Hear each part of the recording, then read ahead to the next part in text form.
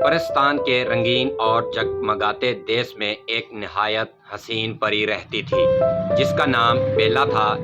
بیلا نہ صرف خوبصورت تھی بلکہ نڈر اور ہنستی مسکراتی رہنے والی پری تھی۔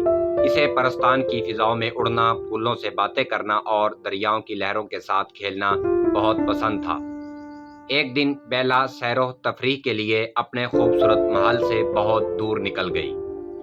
چلتے چلتے وہ ایک سنسان دریا کے کنارے جا پہنچی جہاں ایک تنہا سیب کا درخت کھڑا تھا۔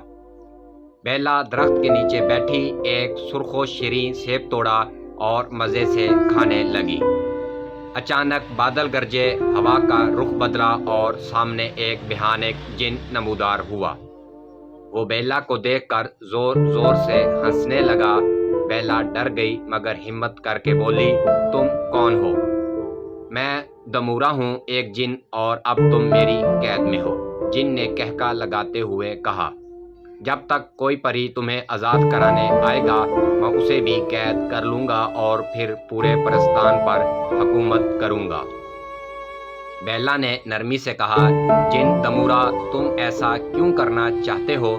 قید و بند سے تمہیں کچھ نہیں ملے گا۔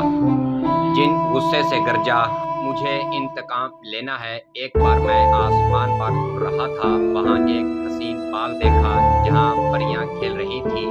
میں محل میں داخل ہونا چاہتا تھا مگر پرستان کے پہرے داروں نے مجھ پر جادوئی کوڑے برسائے اور بجلی کی تاروں سے حملہ کیا۔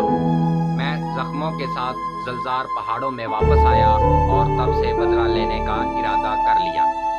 بیلا نے کہا، میں پرستان کے بادشاہ کی بیٹی ہوں، اگر مجھے کچھ ہوا تو پرستان والے تمہیں کبھی نہیں چھوڑیں گے۔ جن نے مکاری سے کہا، اگر تم مجھے طلسمی خزانہ اور حکومت دے دو تو میں تمہیں چھوڑ سکتا ہوں۔ جن نے بیلا کو ایک سنسان غار میں قید کر دیا۔ وہ ایک جادوئی پنجرا تھا جس کی چابی جن سیب کے درخت پر لٹکا دی۔ غار میں ایک جادوئی چراغ بھی تھا جس سے جن اپنا سارا جادو کرتا تھا۔ کچھ دیر بعد جن کھانے کی تلاش میں غار سے نکل گیا۔ اتفاق سے ایک طوطا وہاں آ نکلا۔ اس نے بیلا کو پنجرے میں قید دیکھا اور پوچھا، تم یہاں کیسے آئی ہو؟ بیلا نے سب کچھ طوطے کو بتایا۔ طوطے نے درخت پر لٹکی چابی دیکھی اور اسے لا کر بیلا کو دے دی۔ بیلا نے پنجرا کھولا، باہر نکلی اور جادوئی چراغ بھی اپنے ساتھ لے لیا۔ اتنے میں جن واپس آ گیا اور بیلا کو آزاد دے کر آگ بگولا ہو گیا۔ بیلا نے پھرتی سے چراغ دریا میں پھینک دیا۔ جن نے فوراً چراغ تلاش کرنے کے لیے دریا میں چھلانگ لگا دی لیکن وہاں مگرمچھوں کا بسیرا تھا۔ ایک مگرمچھ نے آتے ہی جن کی ٹانگ پکڑ لی۔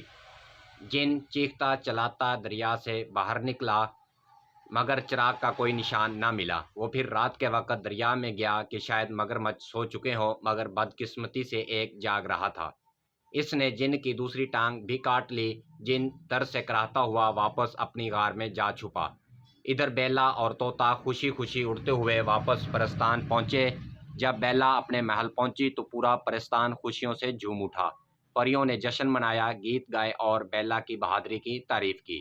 اور یوں بیلا نے اپنی عقل، ہمت اور دوستی کے ذریعے نہ صرف خود کو بچایا بلکہ پرستان کو بھی ایک ظالم جن کے قبضے سے محفوظ رکھا۔ ویڈیو کو یہاں تک دیکھنے کا شکریہ۔ چینل کو سبسکرائب اور ویڈیو کو لائک لازمی کریں۔